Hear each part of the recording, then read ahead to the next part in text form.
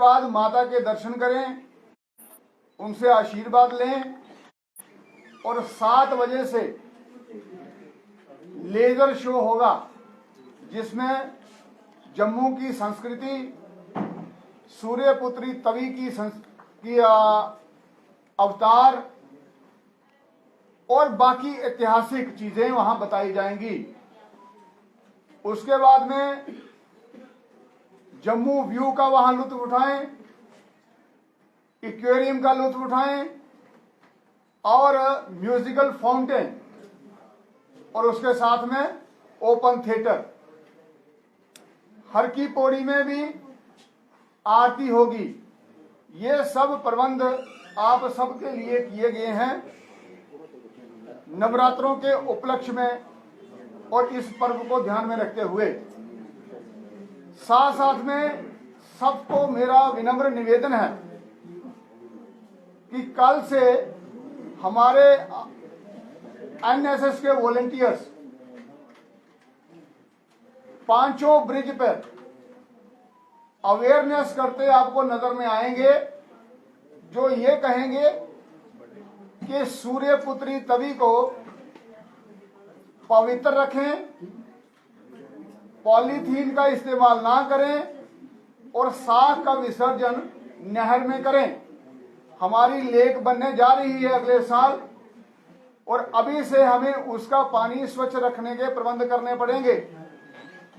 साग का विसर्जन तवी में ना हो, पॉलीथीन का इस्तेमाल ना हो, क्योंकि एक तो झील का पानी हमें स्वच्छ रखना पड़ेगा, वही पानी हमारे पीने के काम में आएगा और पानी का नीचे उसके ठहराव रहेगा, ऊपर वाला पानी बहता रहेगा।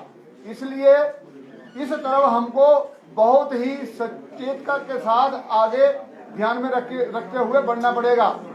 जहां से हम पानी खींचे हैं वहां भी जमावड़ा हो रहा है और लोगों को पानी की कमी हो जाएगी।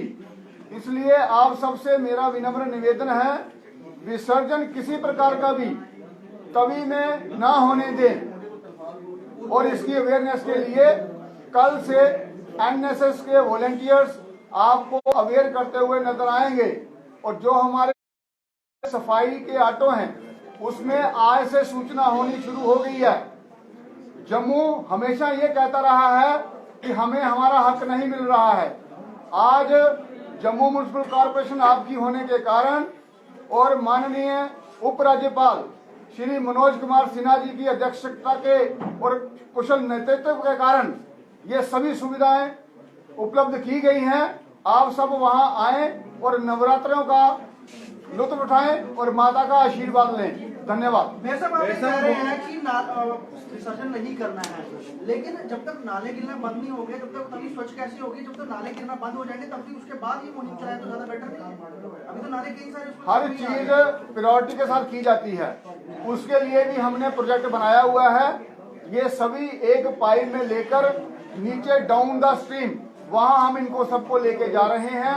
वहां इनकी फिल्ट्रेशन होगा और फिर ये पानी नीचे वाले खेतों में छोड़ा जाएगा।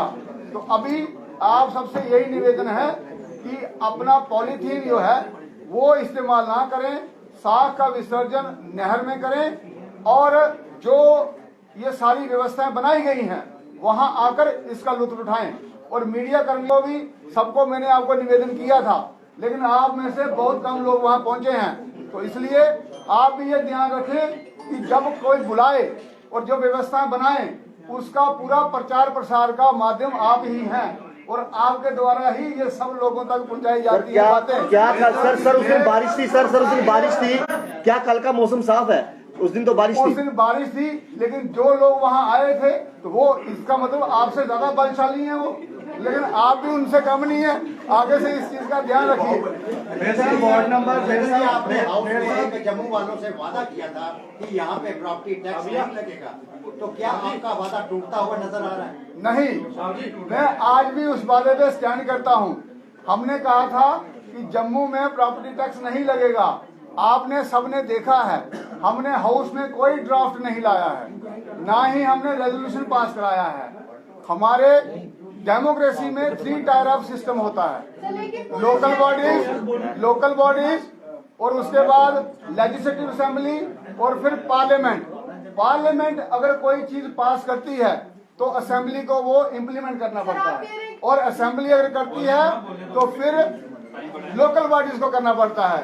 तो अभी हमारा एक्ट में संशोधन हुआ और जो हमारी एडमिनिस्ट्रेटिव काउंसिल है उसने ये निर्णय लिया, तो वो उसमें तो मैं कुछ नहीं कर सकता, क्योंकि मेरी एक जुरिडिक्शन है, एक मेरी हदबंदी है, वहां से हमने कुछ नहीं किया। राजेंद्र जी, जिन लोगों ने जमीन खरीदी है, मकान बनाया है, लेकिन बैंक से लोन लेकर, क्या ये प्रॉपर्टी टैक्स इन लोगों के ऊपर कि वो लोन खत्म करेंगे कि प्रॉपर्टी टैक्स लेंगे?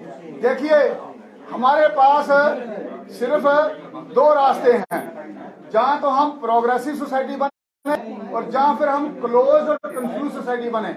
आप सबको जानकारी है, गुजरात में 2 लीडर्स ऐसे आए जिन्होंने गुजरात को पूरे देश में नंबर 1 कर दिया। अब हमने उस नीति पे चलना है और या फिर कंफ्यूज सोसाइटी रहना है। इलेक्टेड बॉडी रोड रहा, इलेक्टेड बॉडी जो है आपकी पूरी सरकार है और दुनिया में कॉर्पोरेशन है, वो मैंने आपको बता दिया है, अब आंकलन करना आपका काम है।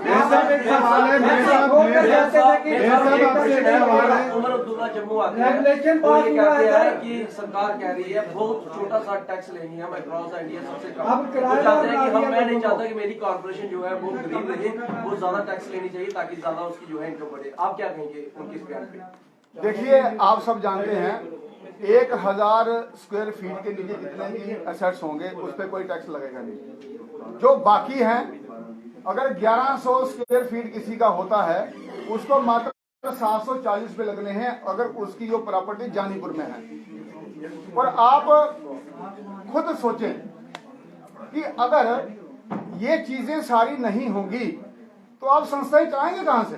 नहीं, पहले सुविधाएं तो दो, मैंने कहना है कि टैक्स लगाए ना। सोसाइटी में सुविधाएं तो है नहीं। 700 तक ना हो तो हाईएस्ट इन द इंडिया होना चाहिए, लोएस्ट इन द इंडिया। मेरे साहब पहले सुविधा लोगों को दो।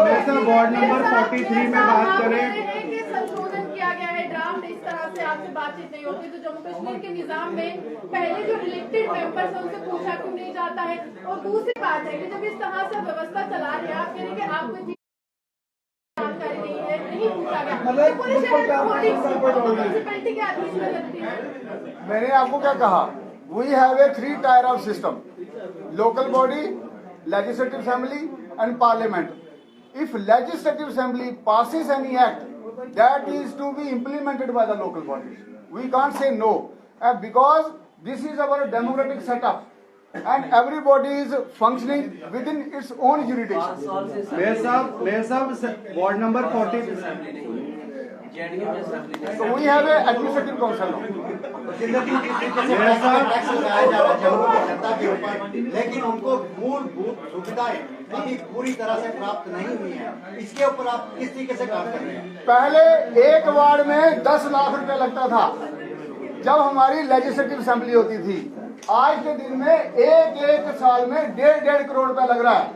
और अगर आप फिर भी कहते हैं कि हमें सुविधाएं नहीं मिल रही हैं, इसका मतलब आप देखने का प्रयास नहीं कर रहे। मेयर साहब वार्ड नंबर 43 की बात करें, धन्यवाद।